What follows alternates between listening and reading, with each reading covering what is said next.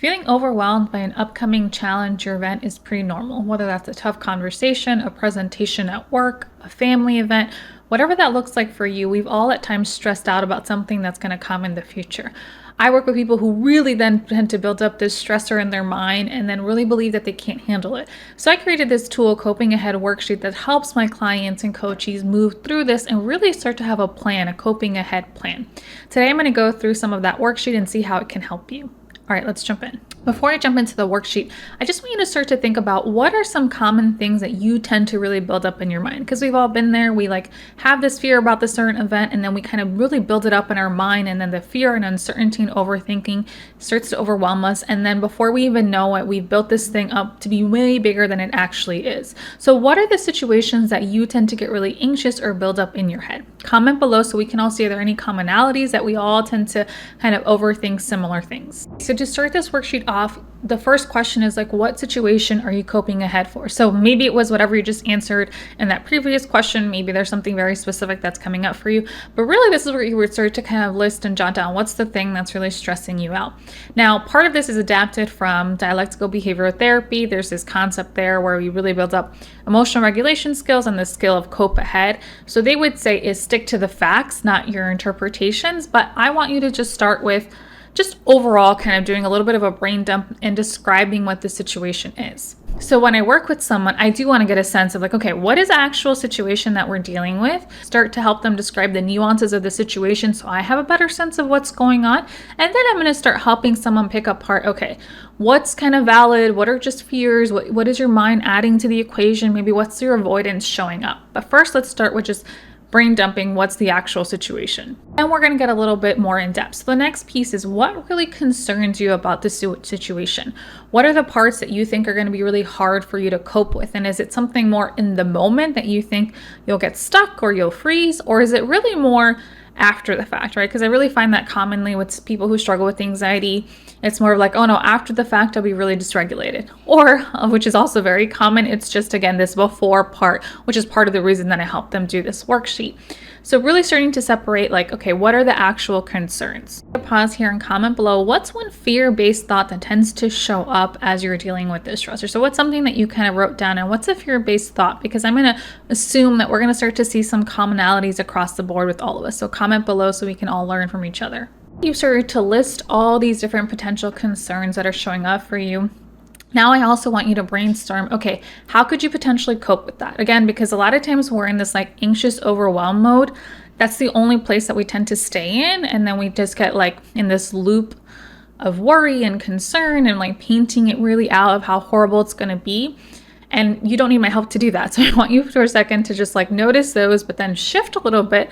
And I really want you to activate this part of your mind that's also thinking about what are potential coping strategies that you can use? Because this is the thing, a lot of times we forget that we actually have tools that we've used before, or if we really start to think about it, you can start to realize, well, maybe I could take a pause and go to the restroom if I start to feel overwhelmed, or maybe I could seek support from my partner, again, depending on the situation. We start to forget that we do have this problem-solving ability and that we probably have some innate coping skills built in. Now, if I work with someone and they get really stuck here, then of course, part of our work is to kind of help them think about okay, could you try this? Could you try this? And some of that might also be some psychoeducation on here's a tool that you could try. Here's a tool that you could try. Here's another tool you could try, and practicing in session so they feel prepared before this potential stressor. This next piece is to really start to identify, are there any vulnerability factors that we're not really taking into account here?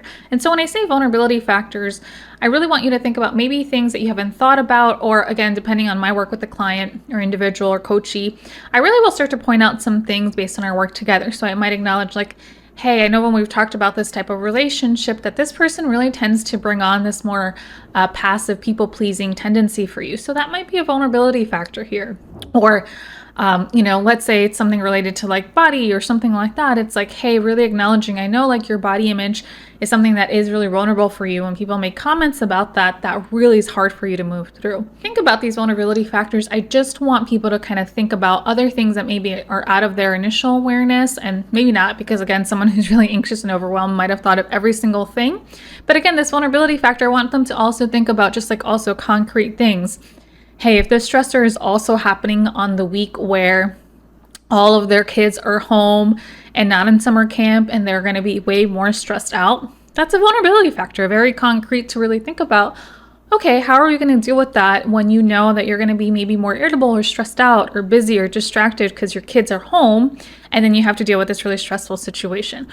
Or also having them think about just concrete things that could make it worse. So let's say we know when someone's really stressed, maybe they go to their go-to things that make them feel better. No judgment, but really acknowledging like, okay, we know that when you're stressed out, you tend to really play a lot of video games and you'll stay up really late. But then that really leads you to feeling sleep deprived. And then the following day you're groggy, and like that's not really going to help you move through this stressor. So I also want them to kind of think about the habits that they're going to keep in mind that are going to ultimately help them be in a better place to deal with this stressor. That leads to the next part of the worksheet, which is really about having a plan for that week. Again, this builds on thinking about what are the healthy habits, kind of the self-care that you want to do that week, right? So sleep, food, movement, stress relievers, thinking about what are things that you want to be mindful of. For instance, maybe you don't go overboard that week for work.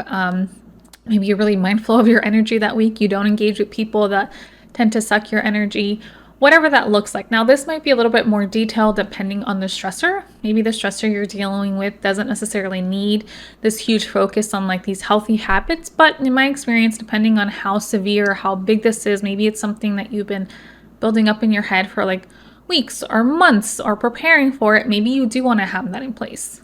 Part of this is really thinking about the day of plan, right? So this is something that I do encourage you not to skip, because again, I want you to think about, okay, what do you want to keep in mind for that day? What are things that maybe you really want to have already prepped and prepared? What are going to be the things that you need to turn to, the people you need to turn to? So walking through, okay, what is this day going to look like with this potential stressor, right? I do this all the time with the people that I work with because it's really helpful to help them see like their stuck spots or see where their overwhelm or anxiety is getting in the way, and then we can help them move through and problem solve that. The beauty of this worksheet is that it takes out all the guesswork and it gives you a concrete, actionable plan that you can follow. It doesn't mean that you have to follow it perfectly, but at least that you have a better sense. And even if you like forget afterwards in terms of like you don't have it as a reference, once you've done this, you already have that information in your mind that you can easily turn to. So when the day of comes, you kind of know like, okay, now I talked through, we're going to do this, we're going to do that, I'm going to try this, right? Maybe you don't have it available, but you have it in your mind as something that you can reference. If this sounds like something that you could use or really helpful for you, look at the description below to see how you can download a free copy of this. And if you do download it, let me know how it works for you. I hope it was helpful for you because I do actually use this a lot with the people I work with. So I hope it's a helpful tool for you. And like I always say, I encourage you to continue nurturing your mind, body, and soul, whatever that looks like for you guys. Thanks. Have a great one.